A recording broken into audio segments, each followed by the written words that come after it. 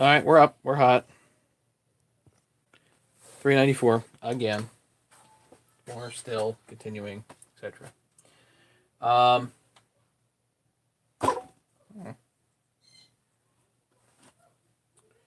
me bring you up here. For those people that are watching later, this is a little boring, but for those people that are watching during, it's a whole lot more fun because we get to interact. I think that's fun. What am I doing here? I'm going to bring you up here so that way so you can see comments.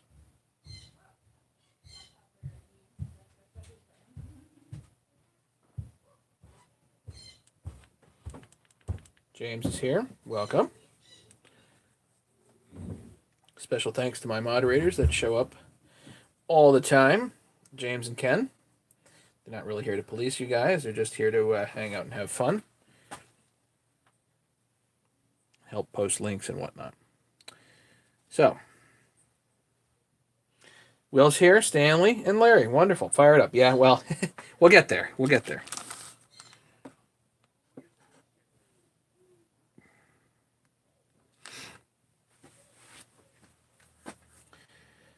All right, so, you know what? I'm looking at this thinking, what's the next thing to do? I guess I can put this on. I've got a cable here. This is actually something that I made for $3.94, and I wasn't going to use on anybody else's but my saws. So, but this will be the kill wire. We'll make that up.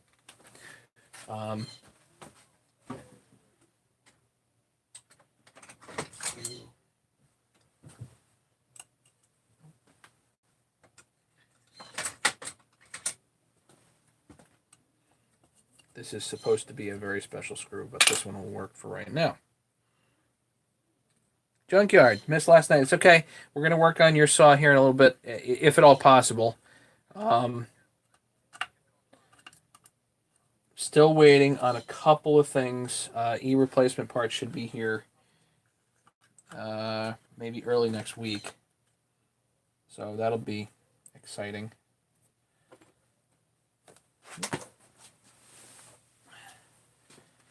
I'm going to put the air jet on here. Then I got to work on everything else in this area.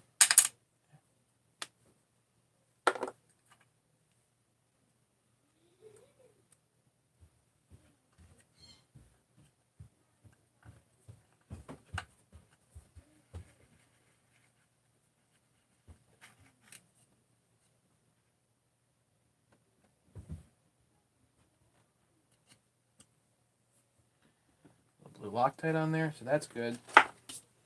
Well, I've got this in this position. I'm going to put a decompression valve in here instead of a plug, because when I'm turning this thing over, I want a decompression valve.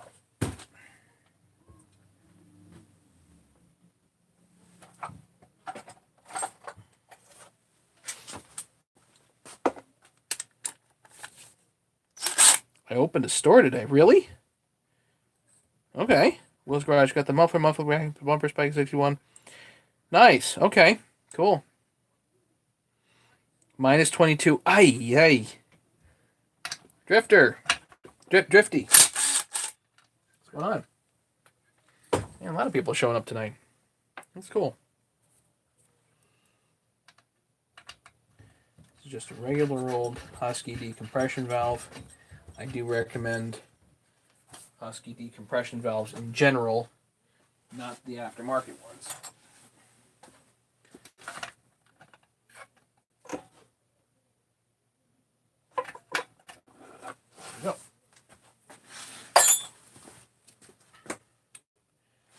Flywheel.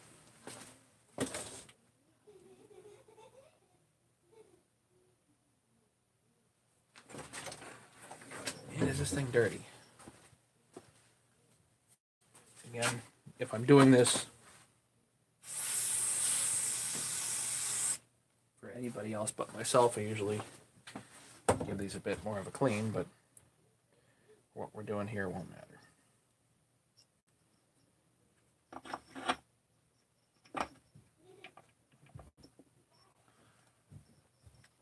Again, double, triple check. It does not hit the cylinder head.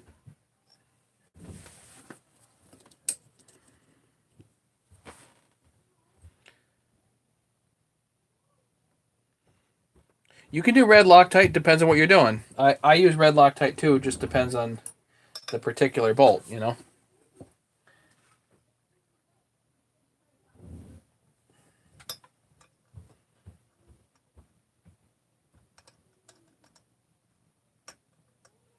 I may need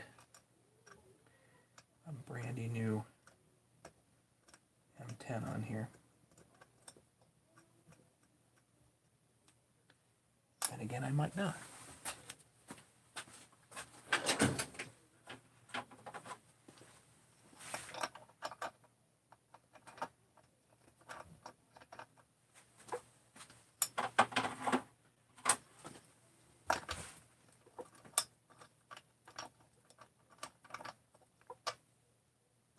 Yep, okay.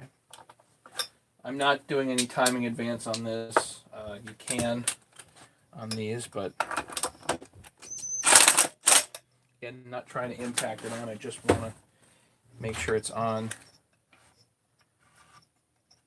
reasonable torque, and then I hit it with a torque wrench.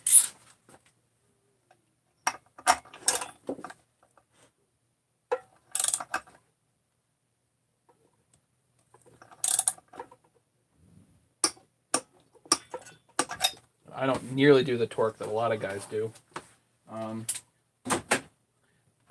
13 foot-pounds, maybe a little more, and that's it. Nylon rope as a piston stop works the best. Piston stops can wreck the actual piston, so don't want to do that. Okay. Next is the coil. The thing about this coil is that it's got a gouge right there. Doesn't look like it's through, but that's not something I'm really interested in. So let's not do that. Hey, Paul. Haven't seen you in a bit.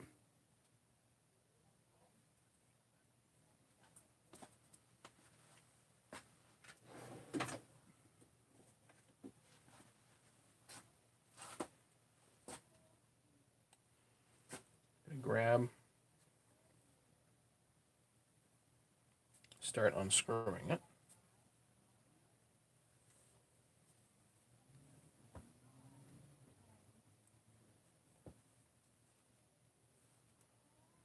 Should come loose.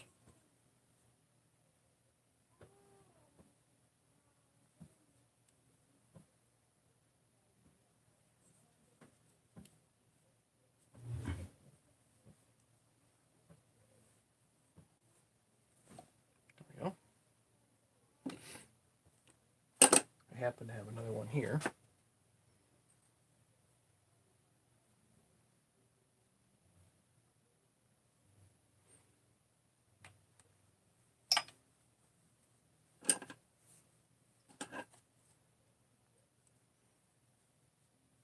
Half Moon, finally made it in time to... Hello from Maine, welcome.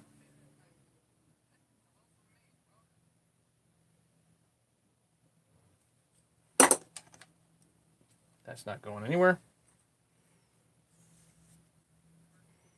Up north in northern Wisconsin. I'll bet it's chilly up there.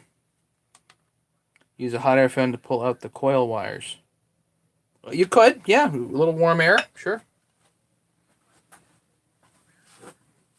These unscrew relatively easy. You can actually see that there's a thread on that. There. Hey, Roadrunner.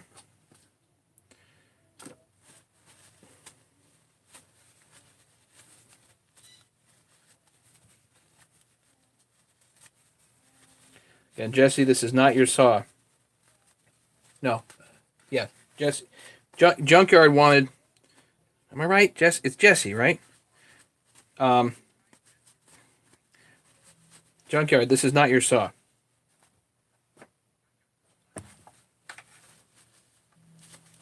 Just so you know. Don't worry. This one's mine.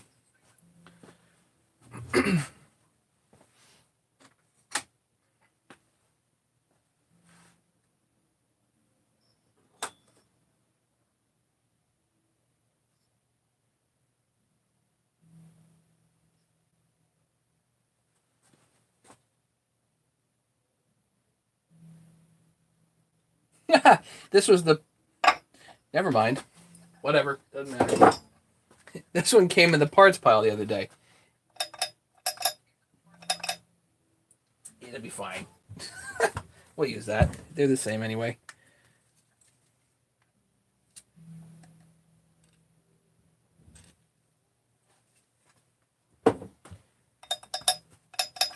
Yeah. Why would... Yeah. Every once in a while, my brain runs off with itself.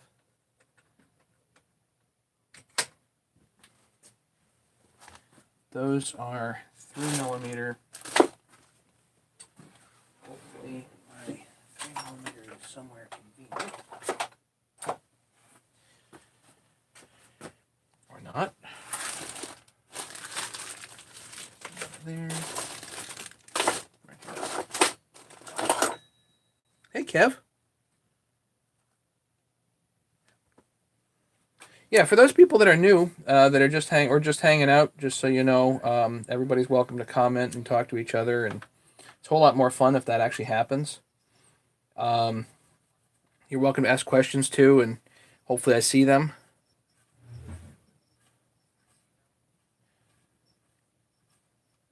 It's a whole lot more fun if we interact while I'm doing this stuff.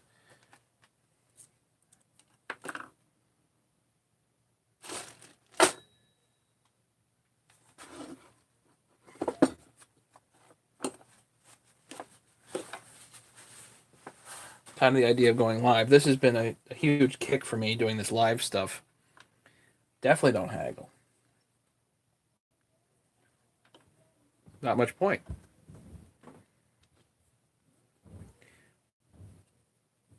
Yeah, the ProMac 800. I don't know if I'm going to be much help on that. Those are not typically saws that I get into.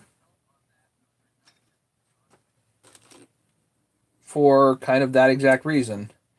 Don't exactly know where to get parts. I try to only tackle saws that are relatively easy to find parts for. It's kind of like one of those unwritten Matteo rules, you know?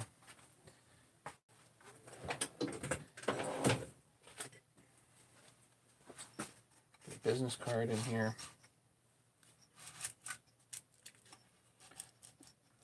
Get that coil sucked in there.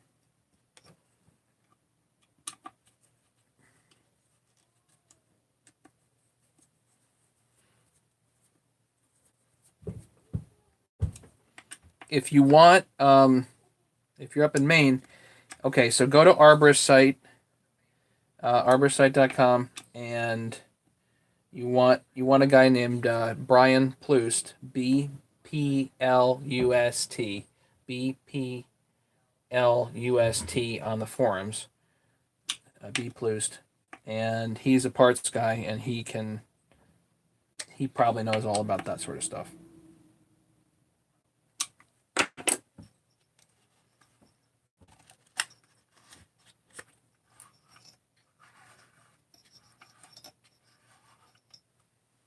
Good.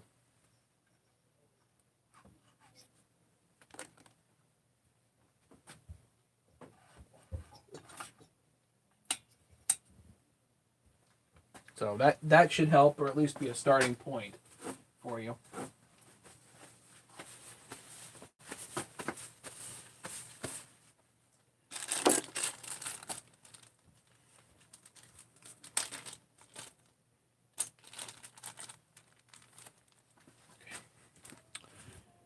Toss that parts there. This can go up this way. Then we need the all-important shroud that goes on here.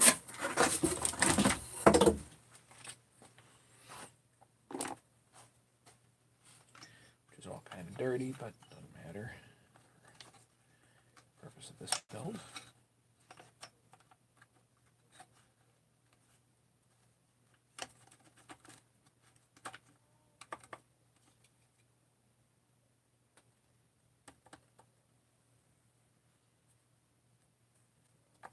Yeah, it sits on there nice.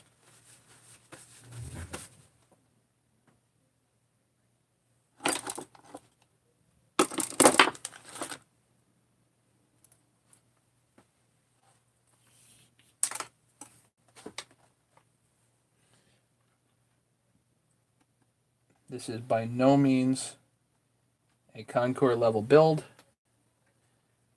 Again and again, and for the 13th time. This is not something that I would build up this way for a customer. You guys are going to see, hopefully very shortly here, what I do build up for people that are going to be running these for serious, you know.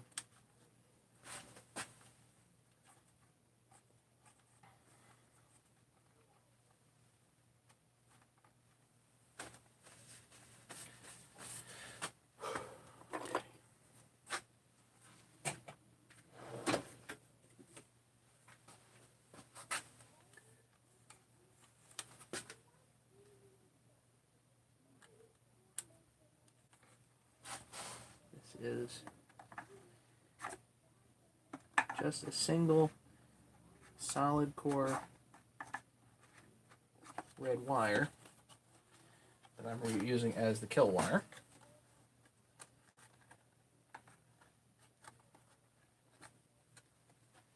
And this is not the typical way to run this. Most stock saws have the kill wire running underneath this gray piece and in, which is stupid. It pinches the gray piece. I've never understood that. But stock from the factory, that's the way they come. Instead, what I like to do is create a hole. There's, if you look underneath the stop switch, there's what looks like would be a punch out, and I just drill a hole down there, and it ends up being like an ideal spot to put this. So now I need a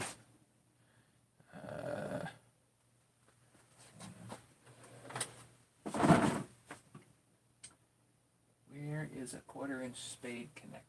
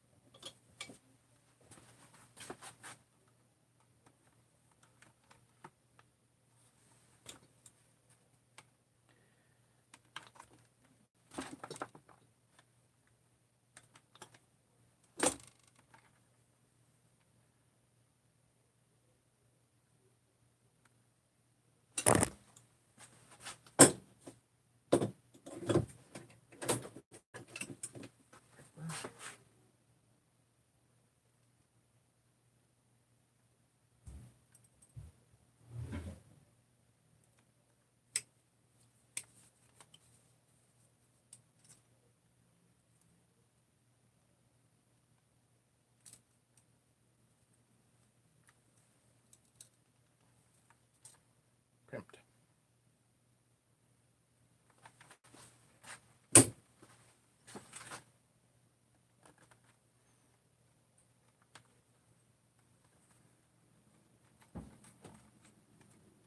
A little bit of excess on here isn't going to hurt anybody.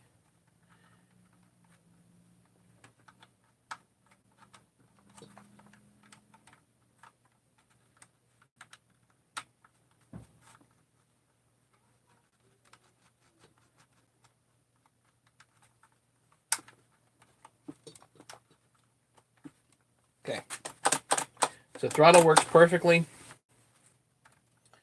Now we just keep putting her together. One thing I do like to do is take a really small zip tie right here.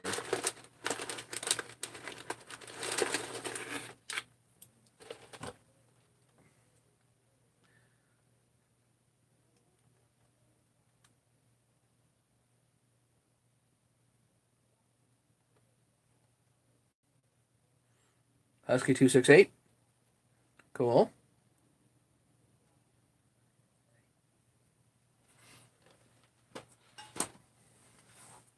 Well, I would say it tunes where it tunes, you know?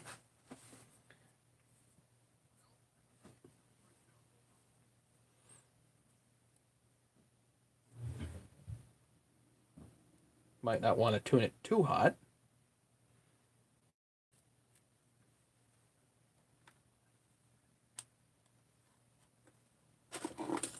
But what's too hot? I don't know. I'd probably run my 272 somewhere around 13.5. I think I have 372 that the original edition, not the X-Torques, but the original edition ones. Probably wouldn't mind some of them running 14, 14.5 even. You could run them way up there. So I run this in like this.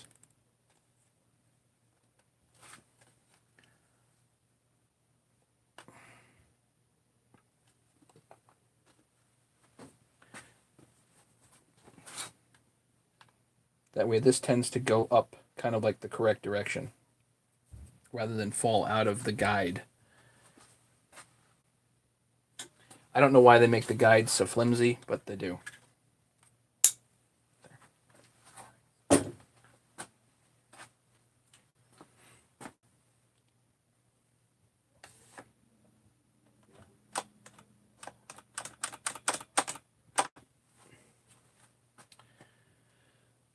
All right, we can actually put this on right now. Nothing special on this starter cover.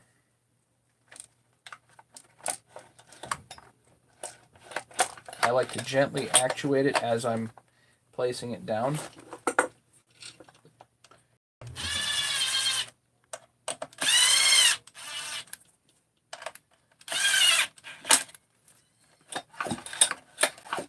Good.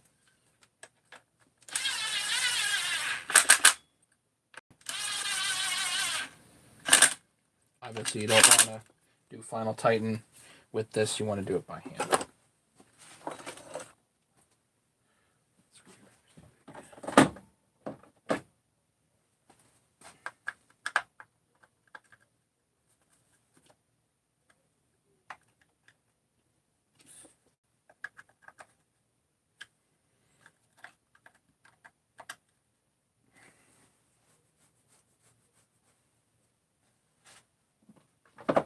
Yeah, 13 is no problem for a 272. I am not an expert though on RPM ranges.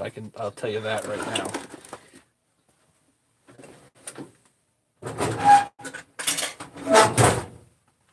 Well, I know you really don't want to run the X-Torques much over 13 grand because the pistons are too heavy. But the original editions, you can run them up. 272, probably somewhere in between there. Busy day, split 5/6 cord, cool.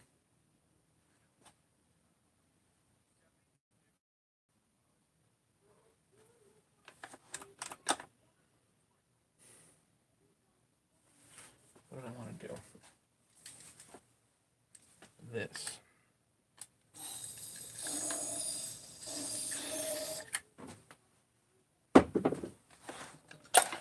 Lube everything up.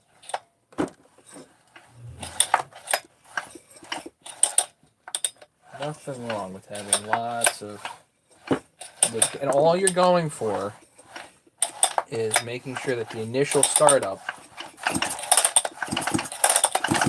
is okay, you know? All you're going for there. Just need a little something in there that helps. You want to use assembly lube? So use assembly lube. Doesn't matter. I don't think it matters. WD-40 happens to be convenient, and I know I catch never-ending crap about that. But it works fine. Don't have to get all uptight about it. Okay. Looks like the oiler's probably next thing next here. Is this going on sale? No. No. This is going down to Oklahoma.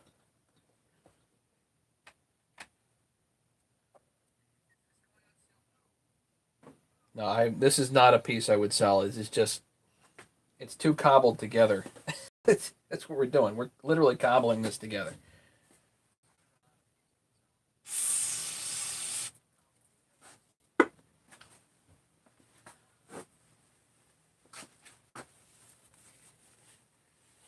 Unfortunately, the head has some damage in there, so definitely not a piece that would be saleable. Which is, it's a shame, but kind of reality for this.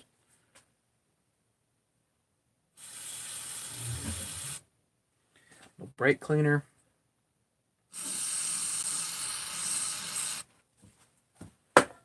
Make sure this is nice and clean.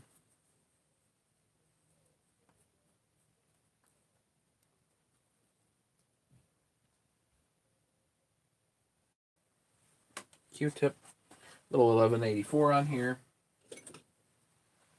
If you're using fresh rubber, I don't think you need to use.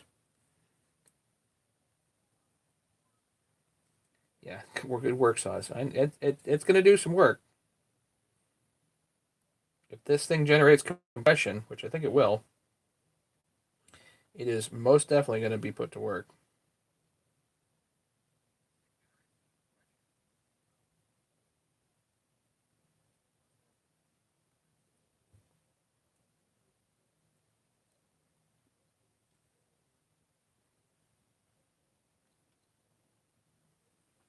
Don't want to put any in the hole, but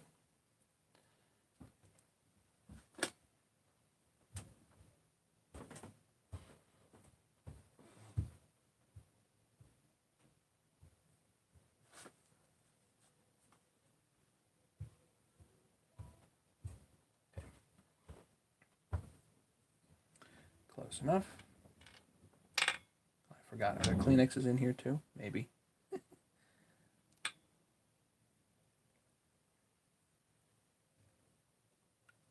And the X-ring is on here too, that goes there. Take these out. A little bit of blue Loctite on these for sure. And miraculously in a minute, my bench is just going to end up clean. Because all these parts are just going to disappear into the saw. Let your buddy see my buddy. Yeah, and a 394 is definitely not something that you want a novice using. But, you know, truth be told, I think the little saws are more dangerous. You know, because the little saws make you think you're safe. And you are most definitely not. Little saws hop, jump, skip.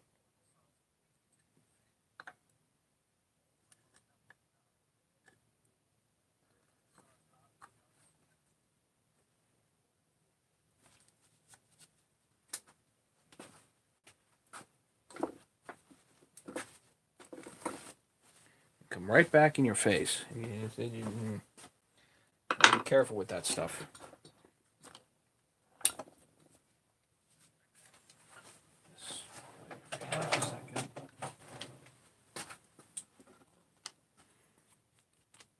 Yeah, once you get a big saw kind of laid down to buck, it's pretty solid. But the little saws, they move.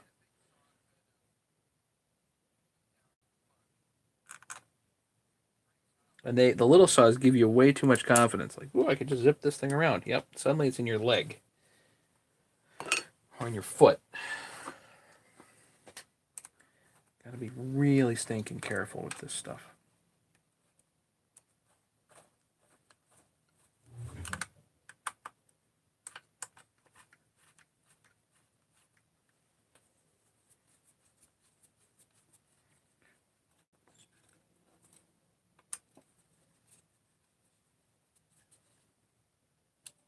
Again, in a Concord level build, all this would be clean and this, that, the other thing, but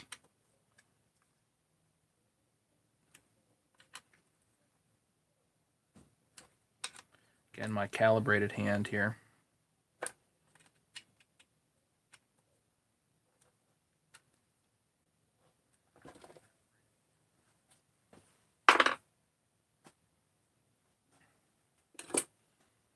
Don't forget your washer. This This washer goes over the seal, protects the seal.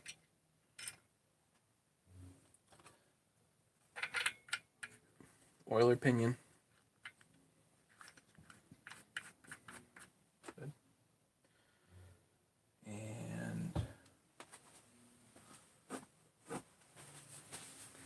is this greasable? This one's greasable.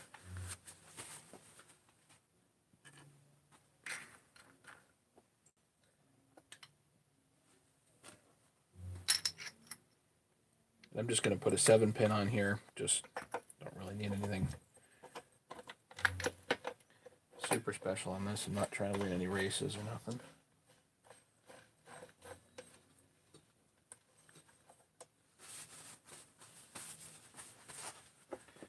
Now I can hit this with the impact.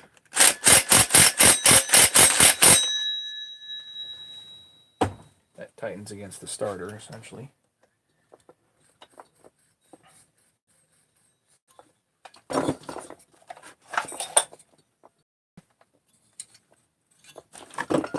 Should I hit that with some grease? Probably, right?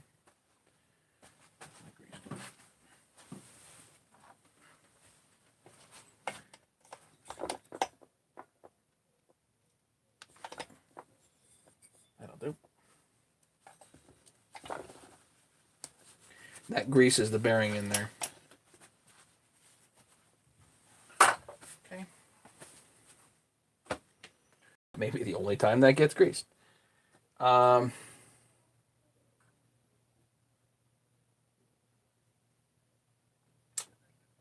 next? Put the dog on.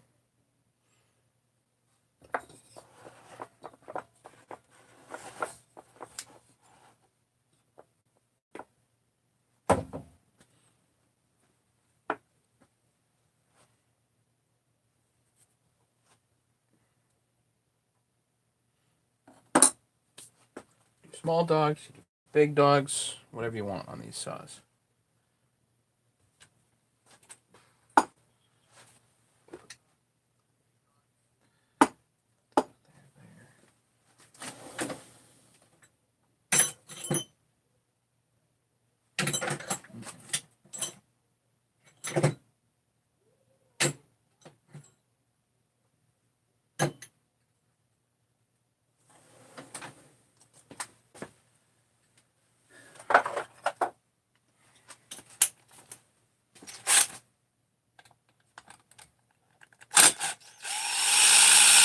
Now this one is indeed a crankcase bolt.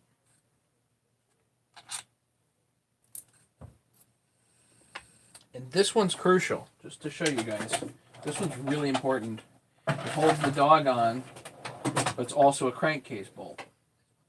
And this is definitely, I would say, a design issue. It's something I don't like. Here's my...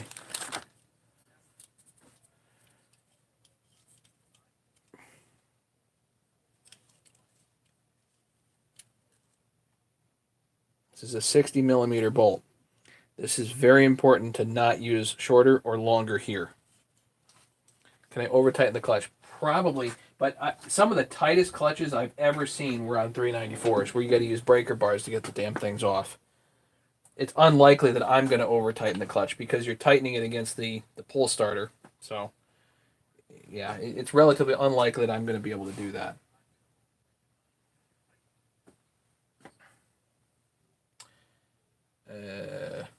Dog. So now the dog goes on, and once the dog's on, it nearly touches the muffler.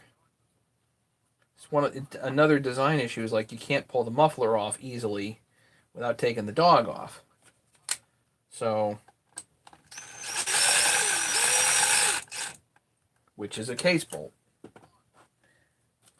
A problem, you know.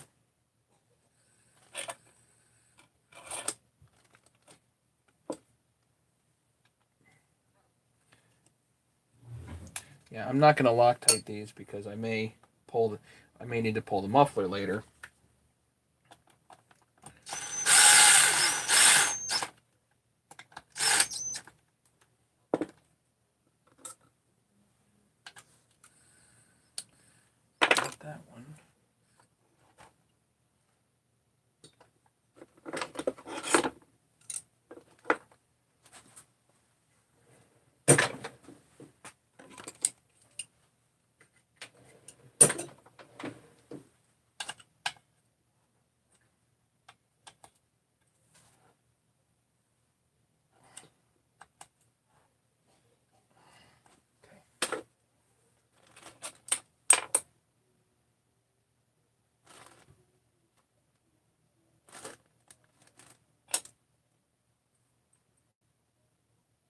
Where did that go?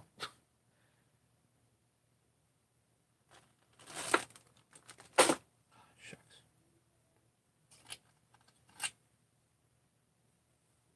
There's a screw. It fell somewhere. Look, I heard click. It's under here. Ha ha ha. Okay. It goes under my magnetic tray.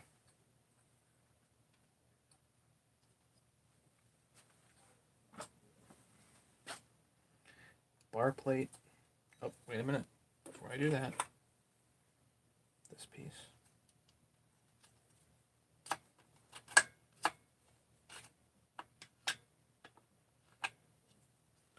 So you get the bumper. And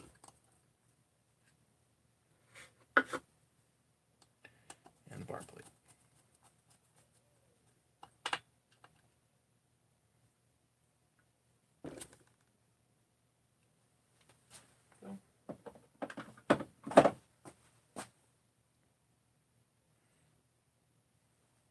Yeah, so you don't want the clutch to come off the first time you start it. It's hugely dangerous to start it without the clutch cover because these things come off and go flying all the way across the room.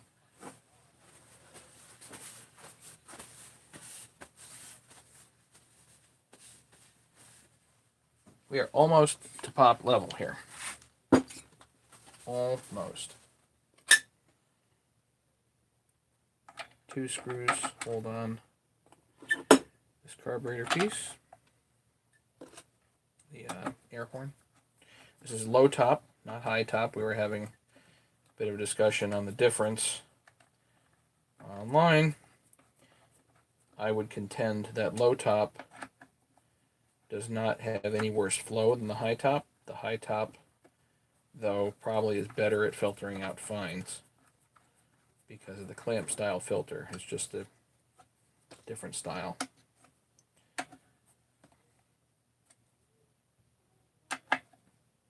Hey, Pat. Yeah, I know. Been there, done that. Yeah, believe me, I've had plenty of clutches come off. It's a little scary, actually, because they are flying. So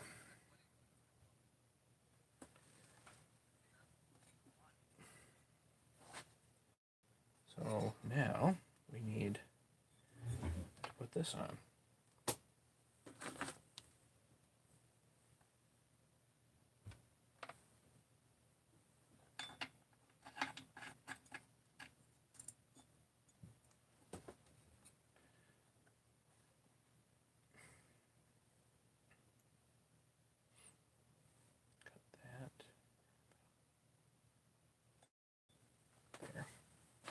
You do not want these too long or too short. They have to be pretty much just right.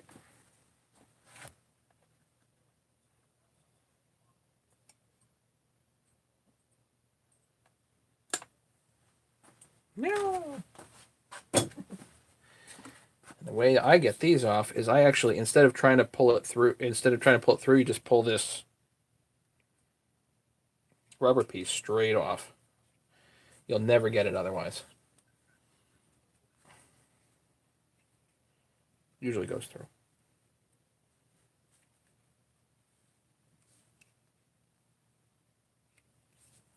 Come on.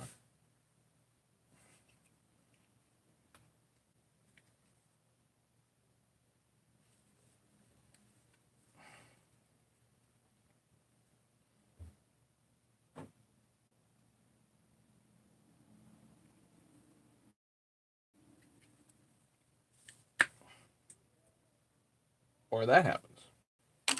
Don't think I've ever seen that before. Great.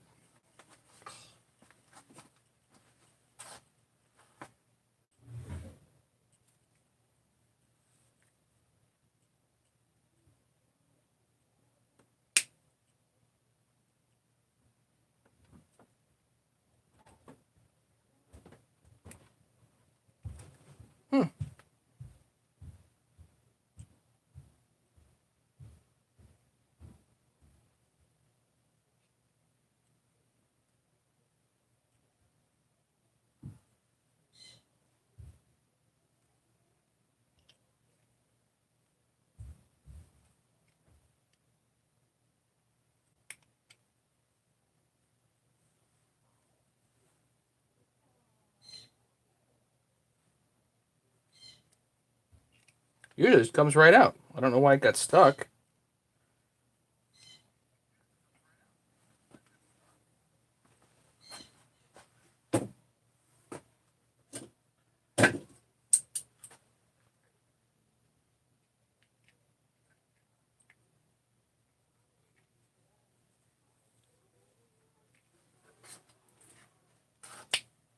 There.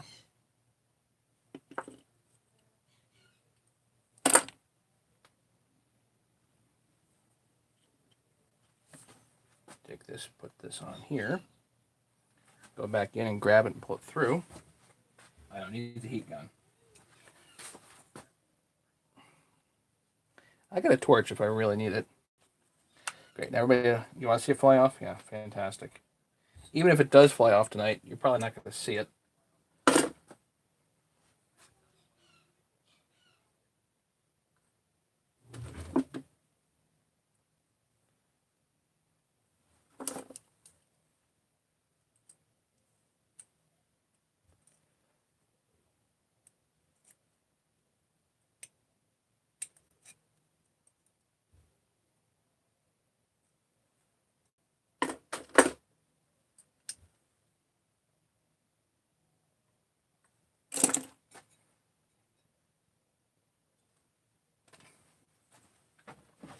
What I don't like to do is I like to start these.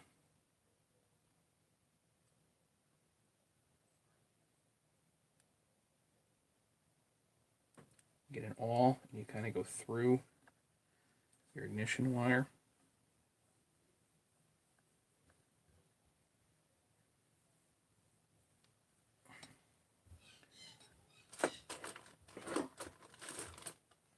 Then it's easier to take this.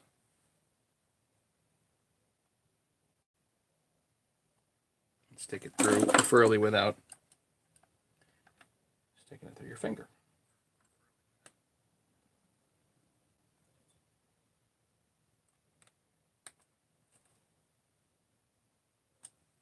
I know, now everybody wants to see Matt stick it through his finger.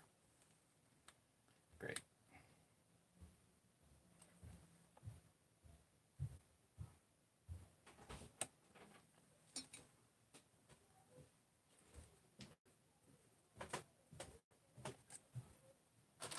That's straight through. That's good.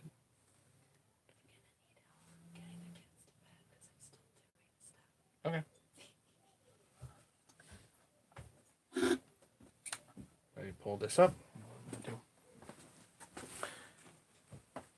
grease in here. Make things a little easier next time.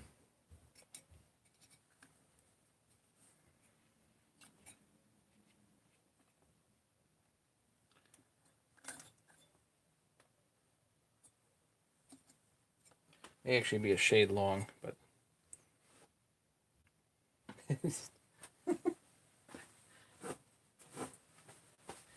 oh, they don't want to see the clutch key. They want you to do a demonstration out in the garage? Great.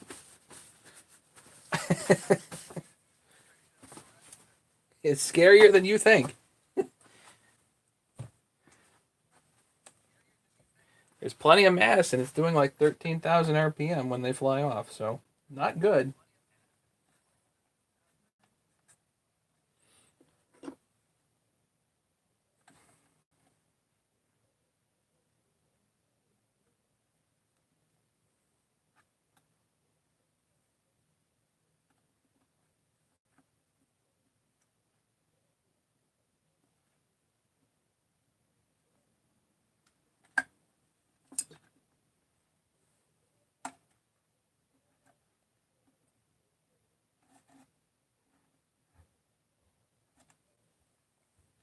There we go. What else do I need here? I wanted to change out that fuel filter. So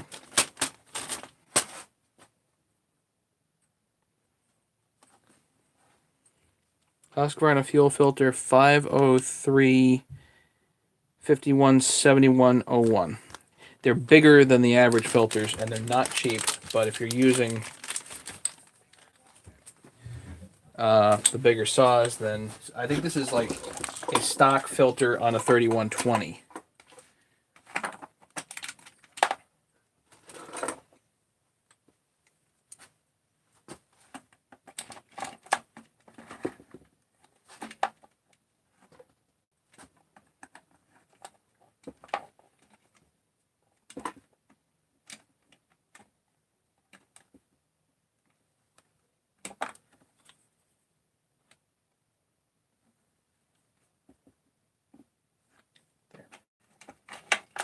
They're also a little bit heavier, so they tend to move around a little bit better.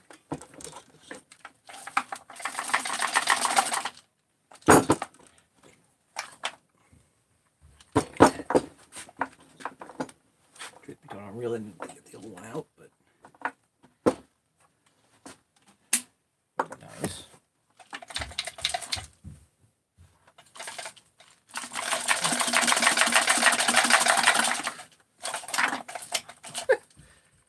Sure.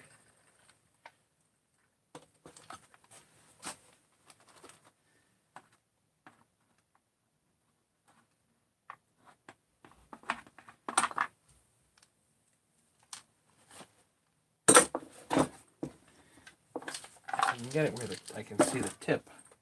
I can grab it.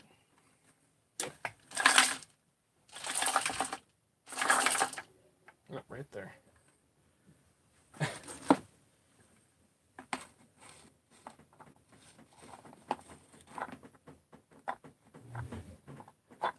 Got it.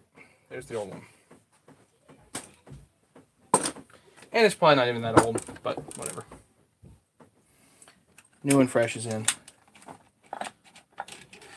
And that line is fairly new too, so I'm not worried about it. Smoke time. Coming. You can buy the same filter. The bigger filter, rotary 9227. Okay.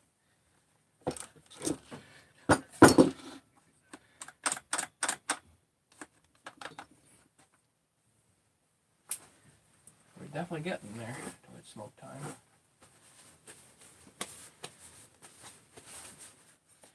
Actually, I think it's compression time. We got to figure out what the compression is on this thing. So, but we got to get the handle on it first.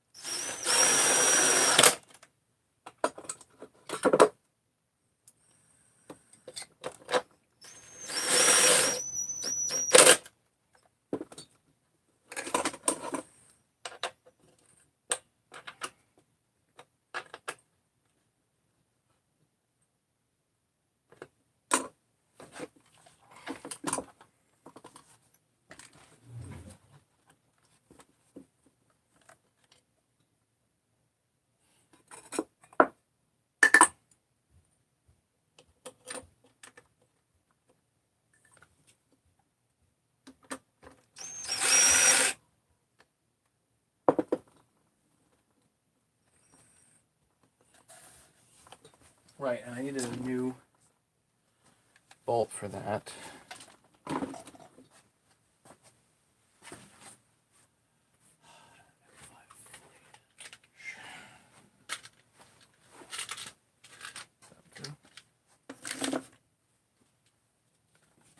The other one, the head stripped out, so that's junk. Get rid of that.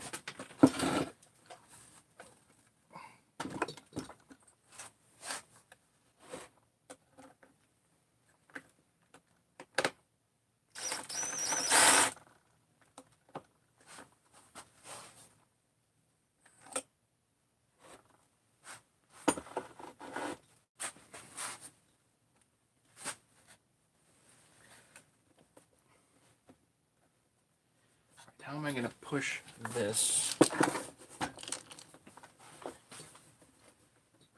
There it is.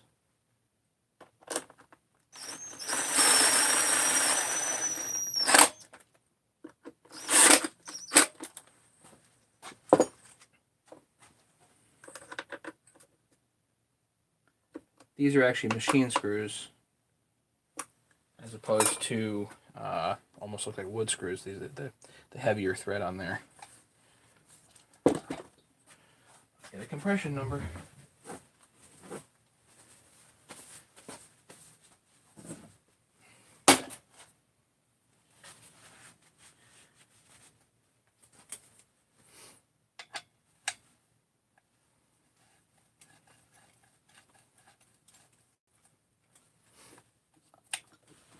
I put the decomp in first. It helps me turn it over. And then when I get to a max compression, then I'll take it off. But 130 there. There's 155. There's 165. 170.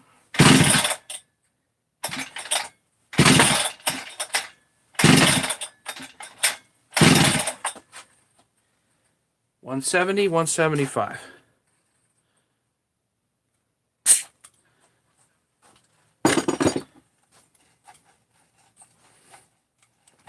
That's pretty stout. It would be a lot better if the cylinder was cleaner.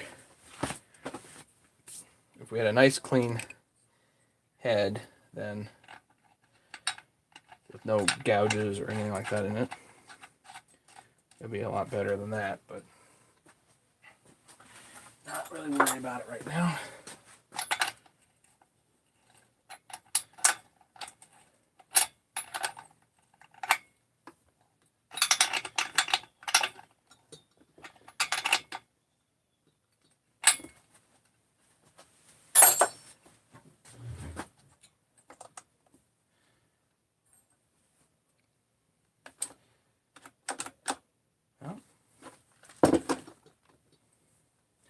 I think there's Kleenexes in here, yeah. So I'm not going to worry about the oil right now. Just want to see if the filling thing pops, you know.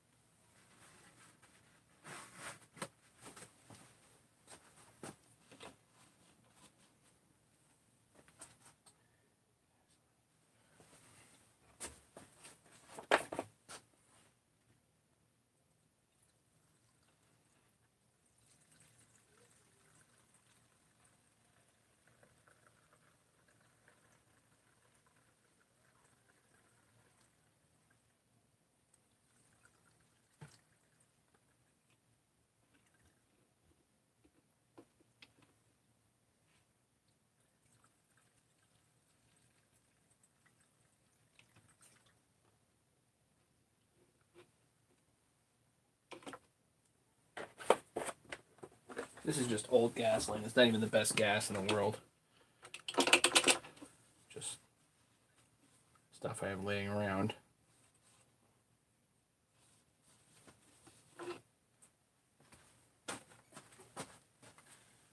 Just add just a hair. Extra two-stroke here. Make darn sure we got good oil.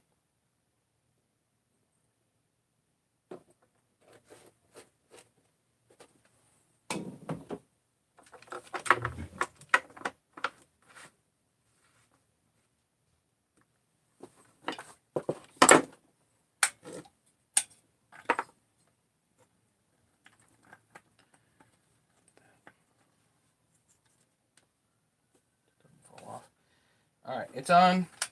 Choke is set. Let's see. Hey, Brett. That was good. Thanks for the link, man. Okay, here we go.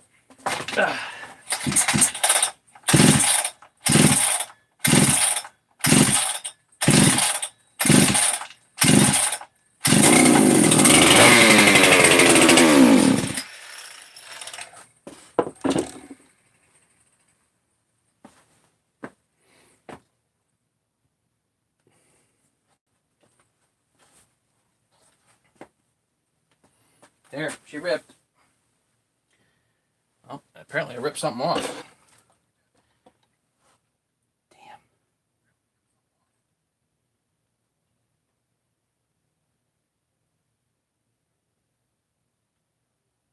How the devil am I supposed to get that back on?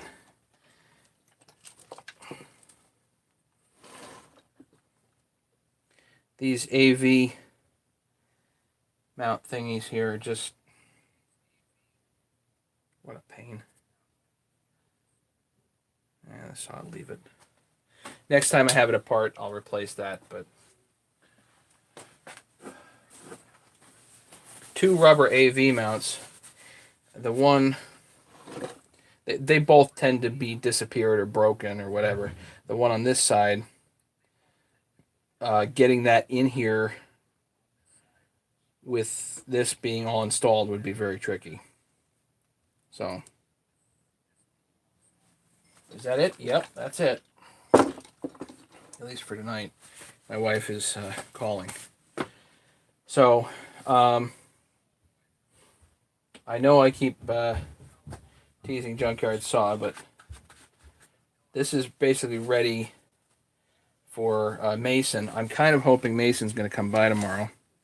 We will see about that.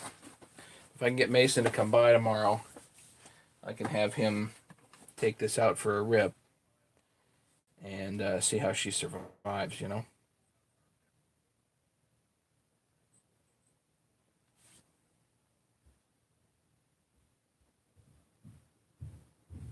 So yeah, Brett, those are pretty good. The videos are pretty good.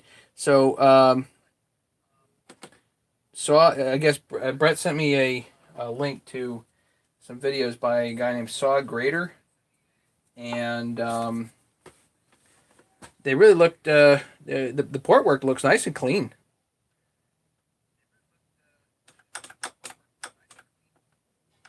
So it was nice to see. The lathe work looked like he was doing what he's supposed to. So just what I saw, that looked pretty good.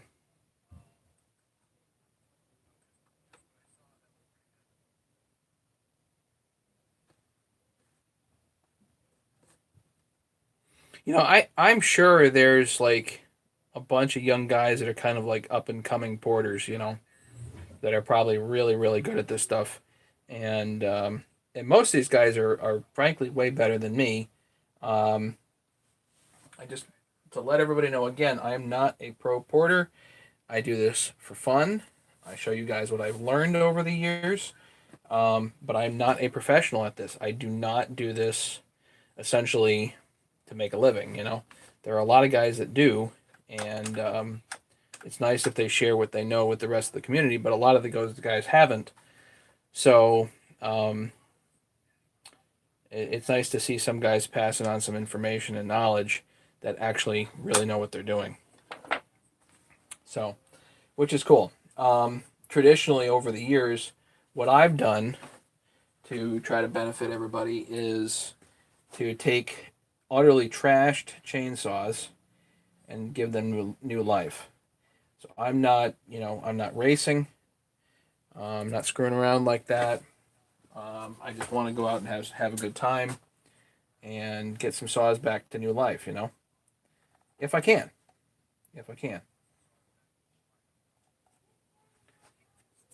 And also, I happen to read like every day on the forums, and so we create here a repository of information, of a collection of what I've learned over the years. So a lot of this knowledge is not my own. So I try to let people know what I've developed on my own and what I've learned from other people, and give credit where credit's due. Firmly believe in that.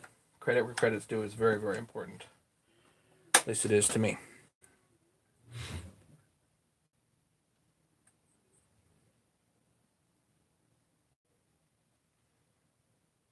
Yeah, it's proprietary.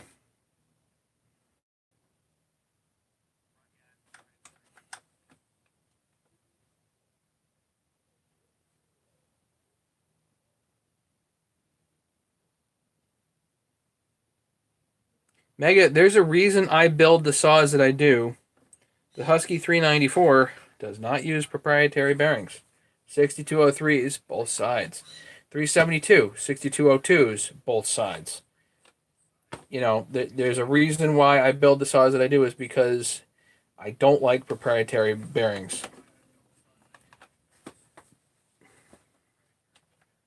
Drives me nuts.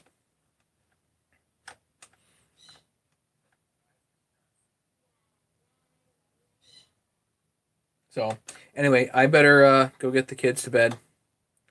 So, it's just my preference, you know, Mega. It's just my preference to not do the proprietary bearing thing. I know that, you know, There are certain benefits to it. I understand, but for what I'm doing, it's just so much easier to maintain saws that are easy to maintain. You know what I mean?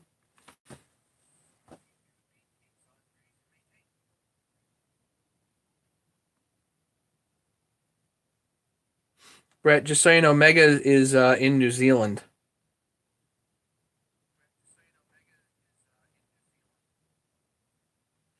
And shipping to New Zealand is tricksy and expensive. So the generosity is appreciated from my end for sure. But just so you know, uh, getting Mega stuff is impossible. No, it's not.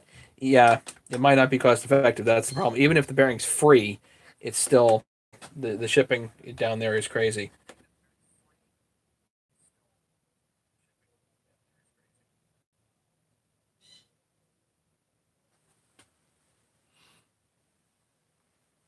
Anyway, I'm happy with how this turned out. Um, I will check in with you guys hopefully tomorrow. Maybe tomorrow morning if I get up, we'll work on Junkyard's 394, which is a whole lot nicer than this thing. 150 shipped. Yeah, it might be. It's like, oh my god, these bearings are like what, $6 a shot? Junkyard, well, I'm gonna work on it. I promise. It's coming. Bunch of cool stuff here. So everybody have a great night. Be safe out there, everybody running your saws, and we will talk to everybody hopefully tomorrow. Have a great night. See ya.